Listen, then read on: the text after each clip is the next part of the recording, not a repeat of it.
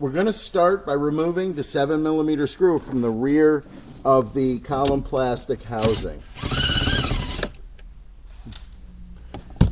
Up in the front, we have a T15 Torx. We're going to go ahead and we're going to remove that as well. And we're going to need the key to the vehicle, and we're going to have to move the steering wheel to access some holes here to release the cover plastic. I'm going to put the key in, turn the wheel to the 3 o'clock position, and we're going to put our screwdriver up in the groove here in the column. A little bit hard to see. I'm going to get some light on it for you. I'm going to use a flathead screwdriver, and we're going to insert it into this hole right here. We're going to push the clip back while we pick up. And we're going to turn the wheel to the 9 o'clock position, and we're going to repeat the procedure.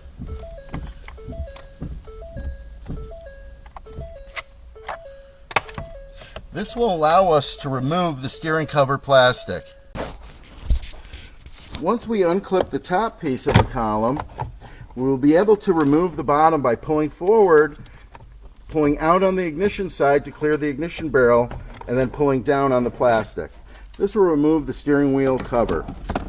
Now we want to open the OBD2 plug cover, and we want to release the diagnostic plug. We're going to go ahead and we're going to push the clips in on the side and push the plug backwards. Now we're going to take the plug out over the top of the diagnostic socket so we can access the wires to it. This will allow us to do the vehicle without taking the dashboard apart, which is kind of a pain. Now we're going to need to connect 2 wires at the diagnostic plug, the can high and the can low. Looking at the plug from the front, we are going to count in 3 pins from the right side. 1, 2, 3. This will be our can high wire. The color is gray with orange. Directly below it is the can low, and the color to the can low is violet and orange. We're going to use 3M taps, and we're going to tap these wires. You can also do a strip and wrap connection if you desire.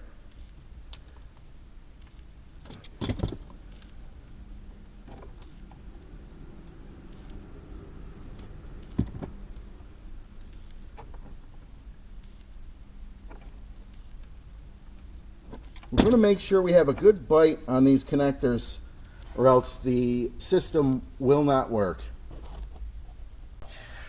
We're also going to have to access 2 plugs under the steering column plastic, the main ignition plug and the immobilizer plug.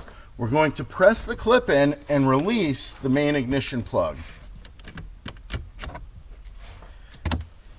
Now we're going to press the clip in and release the immobilizer plug.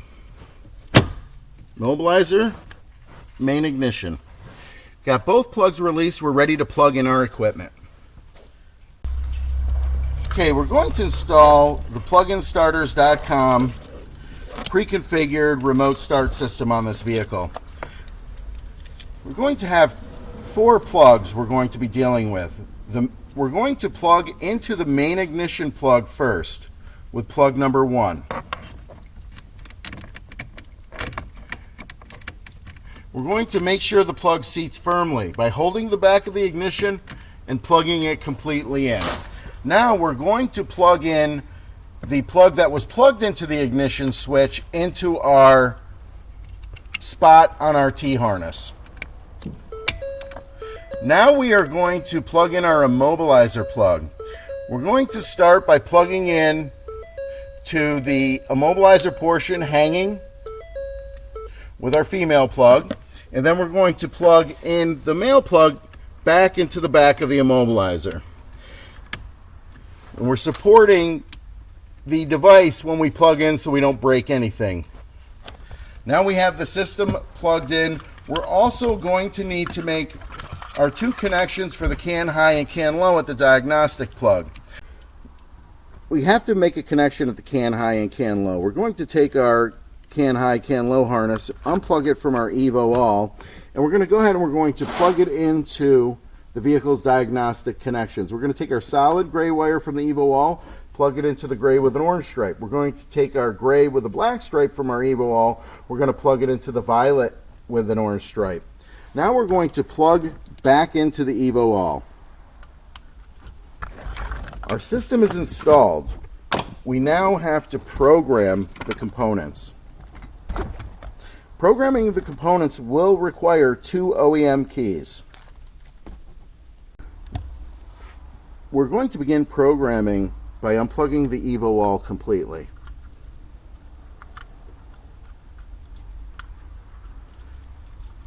Now we're going to hold the program button located on the top of the Evo All while we plug in the 4-pin data plug.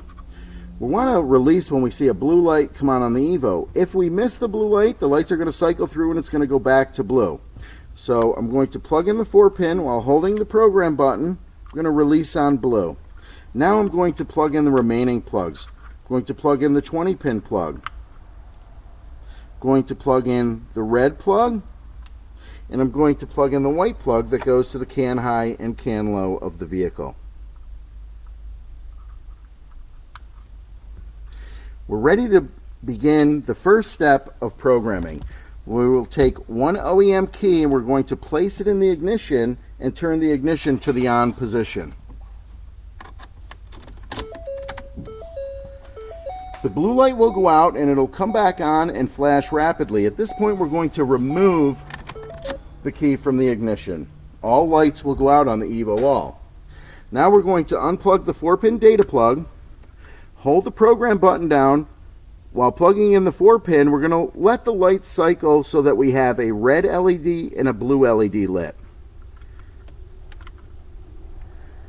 When we have the red and blue LED lit, we're going to release the button. Now we're ready to begin the second stage of programming, which will require fast and efficient swapping of the keys and execution of all the steps. If you're not smooth and fast with all the steps, the unit will fail to program. So we're going to put the first key in the vehicle and turn the ignition to the on position. We're going to wait a second or two. We're going to shut the key off, take it out, put the second key in, turn the ignition to the on position. We're going to shut that key off, remove it, and we're going to press and hold the program button down on the Evo All until the ignitions on the vehicle come on. The Evo is going to complete the programming sequence. The blue light will flash rapidly. At this point, the ignitions to the vehicle will shut off. The Evo is now programmed. To start the vehicle, we can lock the doors 3 times from the OEM remote. This will trigger remote starting of the vehicle.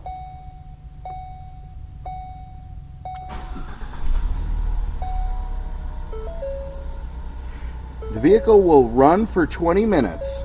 If we would like to shut the vehicle off, we can repeat the 3 press on the OEM remote.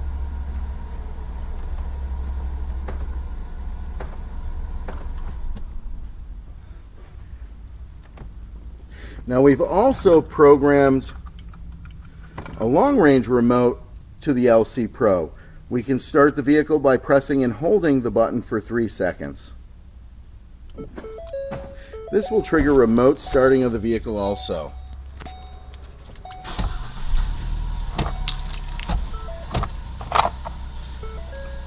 Now we have no errors displayed on the dash. Everything's working properly.